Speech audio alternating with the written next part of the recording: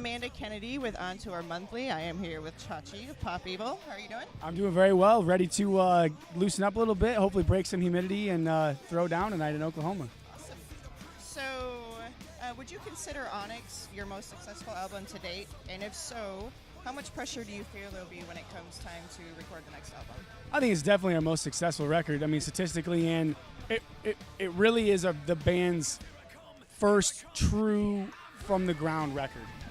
I know obviously Lipstick, but Lipstick was a album that was cut and then got the band signed, so it wasn't really a major release. War of Angels looked like it was going to be good, but then we dropped labels, changed labels, and then we had to push the release date back 5 times. So we had released Last Man almost a year before we actually got the record out. Finally, Onyx is our first attempt with this lineup, the 5 guys, where we were with E1, we set a release date, we hit the release date, and things have worked accordingly. So we're very happy with it and the success and the reception it's gotten. We're very proud. As far as pressure, I don't know. I'm sure that some of the guys think so differently. I think all of us have different aspects of looking at it. I want every song to be better and bigger than the next, and definitely more successful is just a goal to better ourselves. But I think it's more important that we focus on. I think if we do what we're supposed to do, the songs will translate.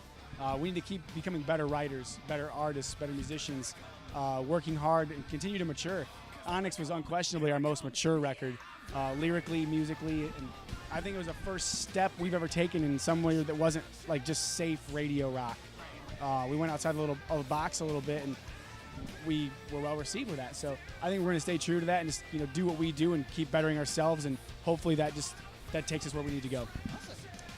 So are there any plans to start working on a new album, or are you just going to continue to ride out the wave of success from Onyx for a little bit? We don't ever let ourselves relax and ride out much of anything. We all write individually. All 5 of us are open. We have a very open door system with anyone being allowed to write. Everyone submits their own songs. If you want to collaborate with each other, write by yourself. So everyone has a chance at the writing process, and we can do that kind of on our own schedule. We tour so much that you kind of have to do it that way. Yeah. So we've already got some songs in the work. I know Nick has a handful of songs already written. Nick and I work a lot together. We've been, we're 2 of the closest in the band. And I think it's being talked about a new record maybe going into studio January. Obviously that's 6 months away, so it'd be hard to stick to that right now, but I think that's very much the rough plan. Finish out festival season hard. We have a pretty big tour for fall we're excited to announce soon. And then I think back to Europe in like October, November. Maybe some time off in December. And then definitely well-deserved. Back. It seems like you guys tour forever. nonstop. Yeah, that's how it feels. That's what I think too. We're in that awkward phase where we have had enough success that there is a demand for us, but we're not successful enough that we can afford to be off the road either. Right. So we're kind of stuck in this gray area where we just kind of seem like we tour forever. But it's been great. We've been exposed to new markets. Onyx is the first record we've released internationally. So getting into Canada, getting into Europe has been really great, really cool, and great, very needed for the band. So I'm sure we have no doubt that with hard work and continuing what we do that time off will come, and until then we're willing to put the work in. So yesterday you premiered the remix of Trenches, which features DMC. Yeah. How did that whole Yeah, that was a collaboration come crazy story. We've been obviously we're all huge fans. I think DMC, like they're legends. I mean, whether for hip hop or just Aerosmith, just for that one. But it was last summer we played Throttle Fest, and I remember getting ready to go on, and I saw a side stage. I was like, "That's Daryl from DMC." I'm like, "Why is he at of all festivals to see him at? Why would he be at Throttle Fest?" So it's scorching hot. We play the show. We come off stage, and Daryl's like, "You guys are insane. I've never seen a live band like that." He was so kind and blown away by our show, and I was like, "Dude, you're here watching us. Like, I'm floored." And he was like, "I want to throw down on that song Trenches. I got a verse in my mind already." But at the time, it was kind of hearsay. We were excited, and we were all like talking about it. We're like, "Is it really going to happen?" Well, we talked to our management, and they reached out to his. He was totally backing his word, and went in the studio, cut the verse. We ended up making a video for it, which has been released now. But the ACC picked it up and used it for the ACC tournament this year for college basketball, and it's been the beginning of a really great relationship that Pop Evil has been honored to share with Daryl. And obviously we had him at Rock on the Range, and he's just a really great person, just such a true, honest, great guy, great set of morals, work ethic, and he's so humble. We're very honored. That's awesome. So how did the decision come about to make a video for the remix? I think the video was kind of just like a long shot hope.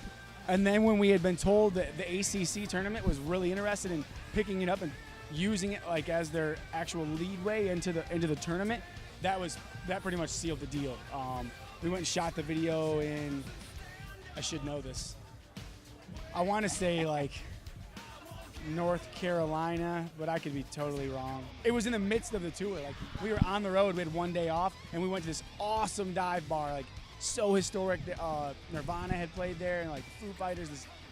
It was so small, and we're like, this is so intimate, cool, has all the vibe that you want, and just shot the video in one day, and then went back on tour the next day. That's awesome. So originally, I could be wrong. That song was available only as a part of the Super Deluxe version. Is that correct? Of the remix? Uh-huh. I believe so. Okay. So everything that you just mentioned, do you think that sort of catapulted that into becoming a video instead of just saying like? I think it definitely helped push it over the edge for the higher ups. As the artists, we always want that. Yeah. People have asked us before our opinion on music videos, and I am a huge advocate and pro music videos for every band. I remember growing up, and I loved watching MTV, VH1, GAC every single day. Like it's your chance. Yeah. Back then we didn't have Twitter and social media, so it was my only way to do like name with face association, and like I think a lot of what the band really wants to get across, you need to see visually. It's an entire art form. I would have never known like what. I would have only known so much of Motley Crue without seeing Motley Crue or Kiss. Uh-huh. Kiss is probably the best example. They never did a live show, or you never saw a show, or never saw a video. Would they be as successful as they are? Right. I mean, you would miss the whole. Right. Spectacle. When I was young, it was bands like, I remember seeing Orgy for the first time, and I'm from a really small town, and like I was watching MTV, and he comes out, and they're all in like latex and stuff, and I'm like, dude, what is? This guy has blue hair, and it's like got a swoop going on, and that was a great record, great band. But music videos, I think, are very important, and I was glad that I hope that success, pushed into it, and I think a lot of it got where the song where it is today. Awesome. So the last time you spoke with us, you were relatively new to the band. How does Pop Evil differ from any of your past endeavors? Oh well, obviously success. Yeah. I mean, that helps. it's just it's very much a business. It's a level of professionalism. And I think even just in my past 3 years in the band, I've seen such a growth of individually and collectively in not only songwriting, but like in touring and efficiency and respect. And, it's no longer about the party. We're not 21 out here just to get loaded every day and have a good time. And it definitely was that for a little while. And I think we've really gotten out of that stage. Obviously, we still enjoy having a good time, and having a couple drinks is fine. But we're here to work hard, and this is a career. We don't want to be one of those bands that is here for 5 years and we just live it up and then it's gone. Like, I want to make a career out of this. Priorities. Absolutely. Let's see. So a band is like a second family, obviously. Who would you say in the band you're closest with? Nick. Nick. It's very easy. Nick and I then, he's been one of my best friends for almost 10 years now. We met the first day in college.